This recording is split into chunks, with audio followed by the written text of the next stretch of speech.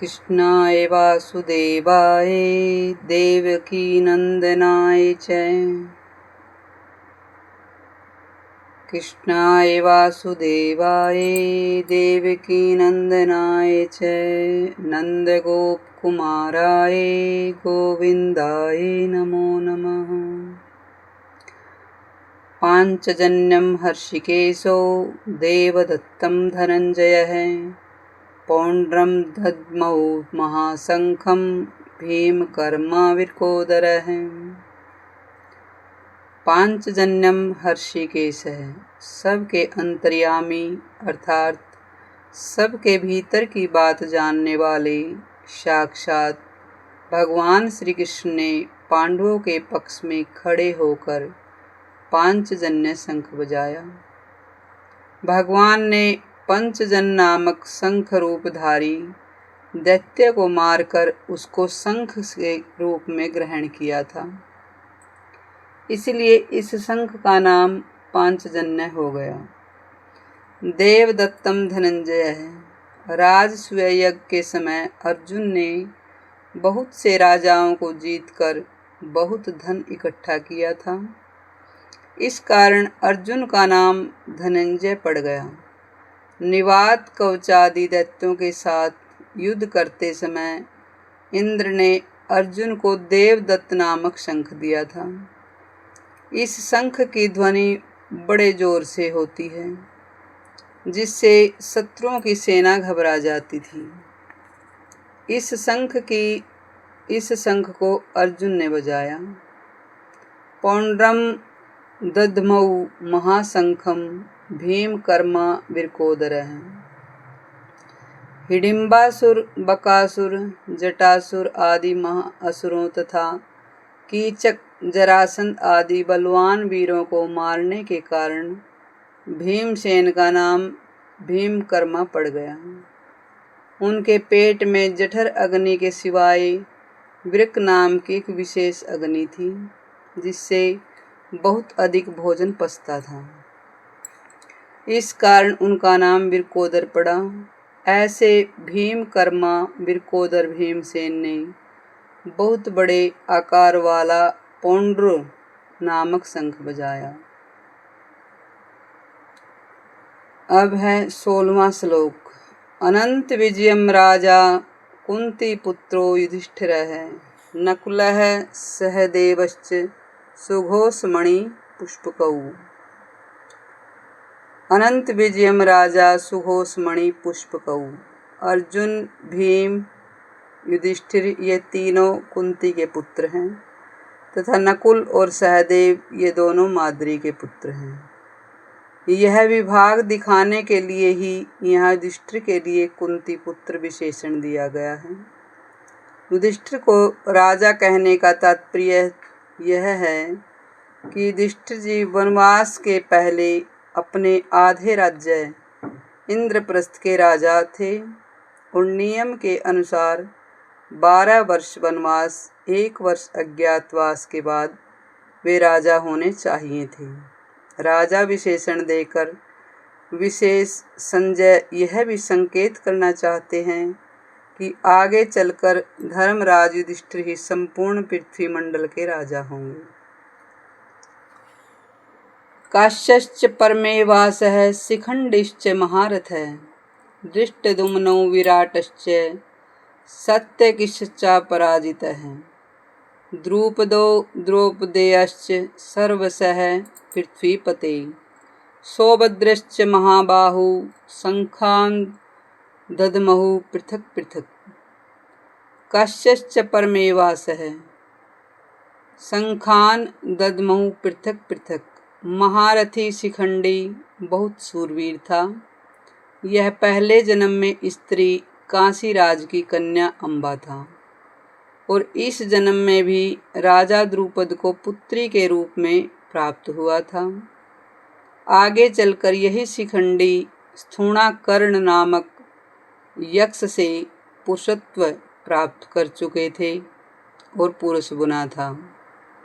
गीता कहती है भीष्म जी इन सब बातों को जानते थे और शिखंडी को स्त्री ही समझते थे। इस कारण वे इस पर बाण नहीं चलाते थे। अर्जुन ने युद्ध के समय इसी को आगे करके भीष्म जी पर बाण चलाए और उनको रथ में नीचे गिरा दिया। अर्जुन का पुत्र अभिमन्यु बहुत शूरवीर था। युद्ध के समय इसने द्रोण निर्मित चक्रव्यूह में घुसकर अपने पराक्रम से बहुत से वीरों का संहार किया।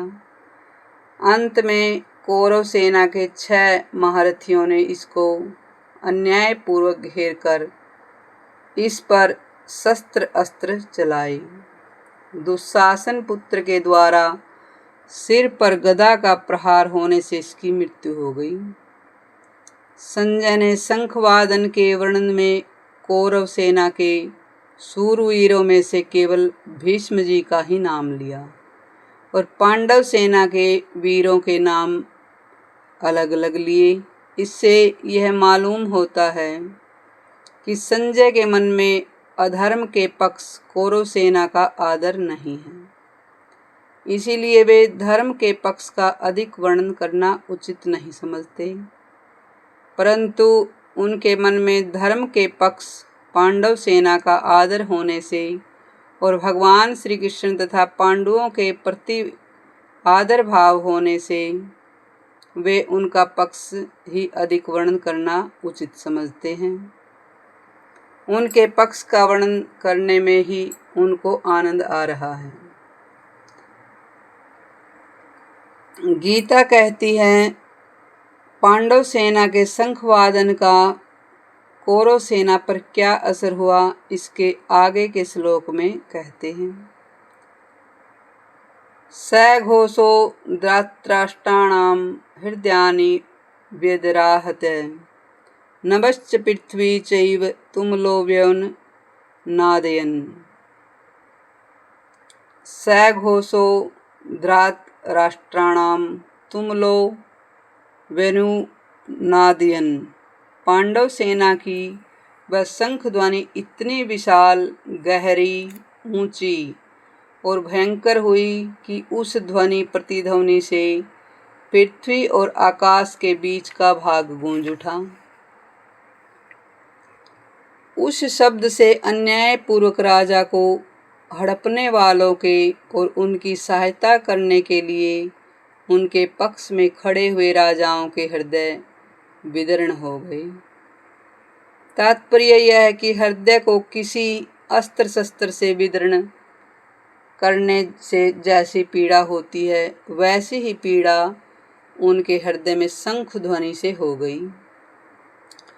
उस शंख ध्वनि ने कौरव सेना के हृदय में युद्ध का जो उत्साह था, जो बल था, उसको कमजोर बना दिया, जिससे उनके हृदय में पांडव सेना का भय उत्पन्न हो गया।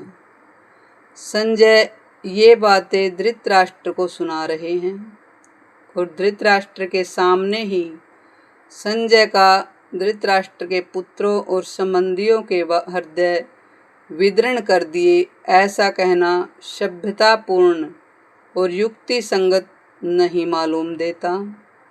इसलिए संजय को धृतराष्ट्राणाम न कहकर तावकी नाम अपने आप के पुत्रों और संबंधियों के ऐसा कहना चाहिए था, क्योंकि ऐसा कहना ही सभ्यता थी और सभ्यता है। इस दृष्टि से यहाँ धृतराष्ट्राणाम पद का अर्थ जिन्होंने अन्यायपूर्वक राज्य धारण किया, ऐसा लेना ही युक्ति संगत और सभ्यतापूर्ण मालूम देता है। अन्याय का पक्ष लेने से ही उनके हृदय विदीर्ण यानी कमजोर हो गए। इस दृष्टि से यह अर्थ लेना चाहिए कि युक्ति संगत मालूम देता है। यहाँ शंका हो सकती है कि कौरवों की 11 अक्षौहिणी सेना के शंख आदि बाजे बजे तो उनके शब्द का पांडव सेना पर कुछ भी असर नहीं हुआ, पर पांडव की 7 अक्षौहिणी सेना के शंख बजे तो उनके शब्द से कौरव सेना के हृदय विदीर्ण क्यों हो गए। इसका समाधान यह है कि जिनके हृदय में अधर्म, पाप, अन्याय नहीं है, अर्थात जो धर्म पूर्वक अपने कर्तव्य का पालन करते हैं, उनका हृदय मजबूत होता है। उनके मन में भय नहीं होता। न्याय का पक्ष होने से उनमें उत्साह होता है, शूरवीरता होती है।